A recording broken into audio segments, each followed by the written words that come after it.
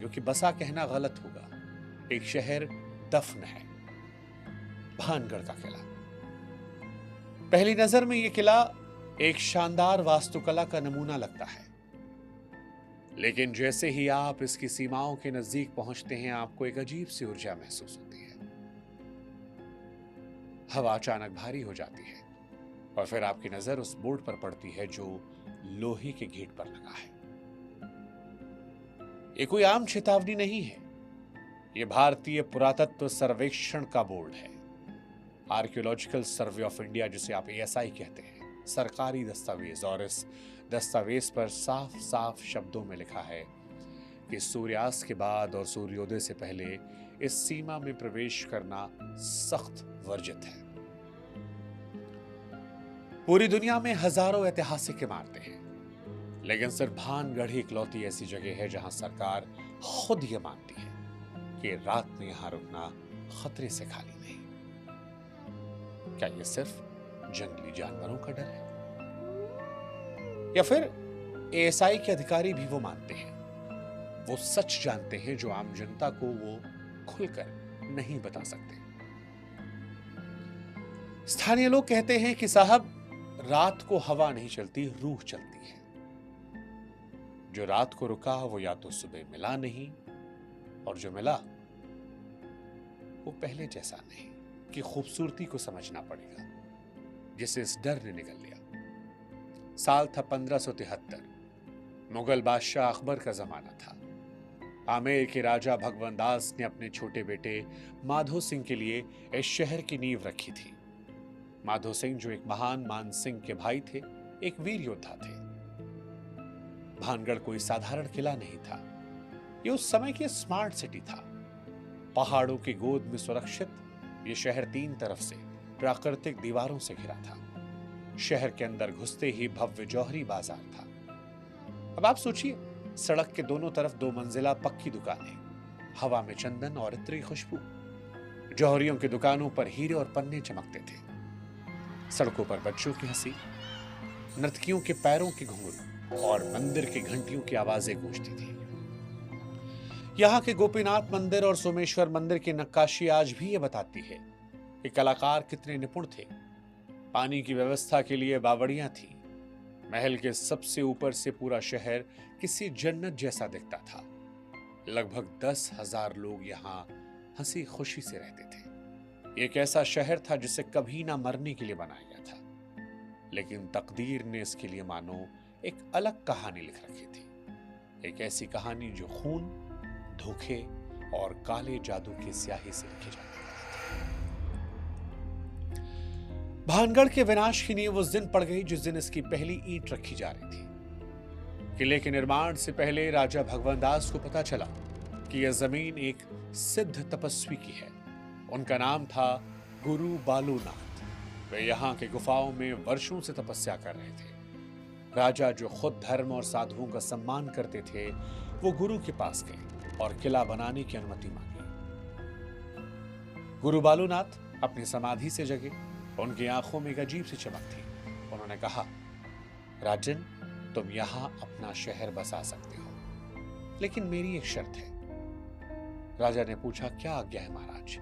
साधु ने अपनी कुटिया की ओर इशारा करते हुए कहा, अपने महलों को चाहे जितना ऊंचा बना लो, लेकिन ध्यान रहे, जिस दिन तुम्हारे महल की परछाई ने मेरी तपस्या स्थली को छू लिया, जिस दिन तुम्हारे अहंकार ने मेरी शांति पर अंधेरा डाला, उस दिन ये पूरा शहर और तुम्हारा वंश खत्म हो जाएगा। राजा ने वचन दिया। शुरुआत में सब ठीक था। महल की ऊंचाइयों कम रखा गया। पीढ़ियां गुजरी। माधो सिंह के बाद उनके वंशज छत्र सिंह या अजब सिंह गद्दी पर बैठे। ये नए राजा महत्वाकांक्षी थे। उन्हें साधु की चेतावनी एक पुराना अंधविश्वास लगी। उन्होंने ताकत दिखाना चाहे। उसने आदेश दिया कि महल को और ऊंचा किया जाए, उसमें और मंजिलें जोड़ी जाएं। पुराने मंत्रियों ने राजा को साधु के वचन की याद दिलाई, लेकिन राजा ने हंसकर टाल दिया। महल ऊपर उठता रहा और फिर आया वो मनहूस दिन। सर्दियों की दोपहर थी। सूरज ढल रहा था। नए बने ऊंचे महल की लंबी काली परछाई पहाड़ से नीचे उतरी। घास के मैदानों को पार करती हुई, रेंगती हुई सीधा गुरु बालूनाथ की कुटिया पर जा गिरी। साधु का ध्यान भंग हुआ, अपनी आंखों को खोला और सामने उस अंधेरे को देखा। साधु को एहसास हुआ कि वचन टूट चुका है। क्रोध में कांपते हुए श्राप दे दिया, विनाश, सर्वनाश, अब यहां सिर्फ पत्थर बचेंगे, इंसान नहीं। ये कहते हैं कि उस श्राप के चलते भानगढ़ की सुख शांति छिन गई, लेकिन असली तबाही अभी आनी बाकी थी, तबाही जो एक आशिक के रूप में आने वाली थी। ये कहानी भानगढ़ की राजकुमारी रत्नावती से जुड़ती है। कहा जाता है कि रत्नावती उस दौर की सबसे सुंदर महिला थी। उनकी सुंदरता की चर्चाएं अक्सर दिल्ली और आगरा तक पहुंचती थी। कवियों ने उनकी तुलना चांद से की थी। वो सिर्फ सुंदर नहीं बल्कि एक अच्छी घुड़सवार और वीर भी थी। लेकिन उसी भानगढ़ के अंधेरे कोने में एक और शख्स था जिसकी नजर राजकुमारी पर थी। वो कोई राजकुमार नहीं था, वो एक वाम मार्गी तांत्रिक था जो शमशान में रहता था, राख लपेटता था, काली शक्तियों की साधना करता था। उसने एक बार राजकुमारी को महल की छत पर देखा। उस एक पल में उसका आकर्षण पागलपन में तब्दील हो गया। वो राजकुमारी से प्यार नहीं करता था, उन्हें पाना चाहता था। वो जानता था कि एक तांत्रिक और राजकुमारी का मिलन असंभव है, इसलिए अपनी सबसे खतरनाक विद्या का इस्तेमाल करने का फैसला किया। एक दिन राजकुमारी रत्नावती अपनी सहेलियों के साथ बाजार घूमने निकली। वो एक इत्र की दुकान पर रुकी। उन्हें केवड़े का इत्र पसंद था। तांत्रिक भीड़ में छिपा सब कुछ देख रहा था। जब राजकुमारी का ध्यान भटका तो उसने चुपके से उस इत्र की शीशी पर दूर से एक मंत्र फूंक दिया। ये वशीकरण का सबसे खतरनाक मंत्र था। उसका प्लान था कि जैसे ही राजकुमारी वो इत्र अपनी गर्दन पर लगाएगी, वे अपनी सुध-बुध खो बैठेंगी, सम्मोहित होकर दुनिया की परवाह किए बगैर दौड़ती हुई तांत्रिक के पास आएंगी और फिर वो उनके साथ जो चाहे कर सकता है। लेकिन शायद नियति को कुछ और मंजूर था। राजकुमारी ने शीशी उठाई, लेकिन जैसे ही हाथ में लिया एक अजीब सा कंपन महसूस हुआ। शीशी ठंडी नहीं, गर्म थी। राजकुमारी खुद भी आध्यात्मिक शक्तियों की समझ रखती थी। उन्होंने नजरें उठाई और भीड़ में छुपे उस तांत्रिक की लाल हवसी आंखों को देख लिया। उन्हें समझ में आया। गुस्से में तमतमाई राजकुमारी ने इत्र नहीं लगाया, पूरी ताकत से शीशी उठाई और पास पड़े एक विशाल पत्थर पर दे मारी।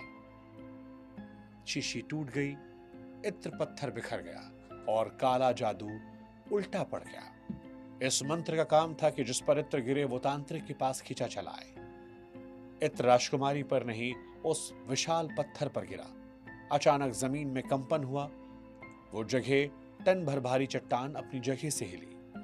गुरुत्वाकर्षण के नियमों को तोड़ती हुई चट्टान लुढ़कती हुई तेज रफ्तार से तांत्रिक की तरफ बढ़ी। तांत्रिक भागने की कोशिश करता रहा, उससे पहले चट्टान ने उसे कुचल दिया। उसकी पसलियां टूट गई, खून का फव्वारा फूट पड़ा, लेकिन वो तांत्रिक साधारण मौत नहीं मरा।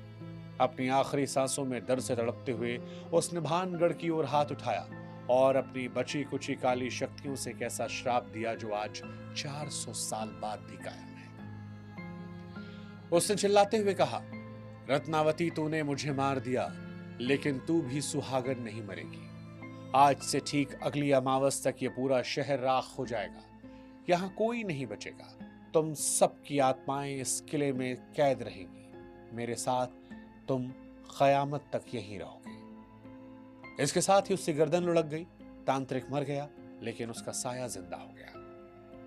तांत्रिक की मौत के कुछ ही हफ्तों बाद भानगढ़ का अंत आने लगा। इतिहासकारों के अनुसार पड़ोसी राज्य अजबगढ़ ने भानगढ़ पर एक भीषण हमला किया, लेकिन लोक कथाएं कहती हैं कि यह हमला अस्वाभाविक था।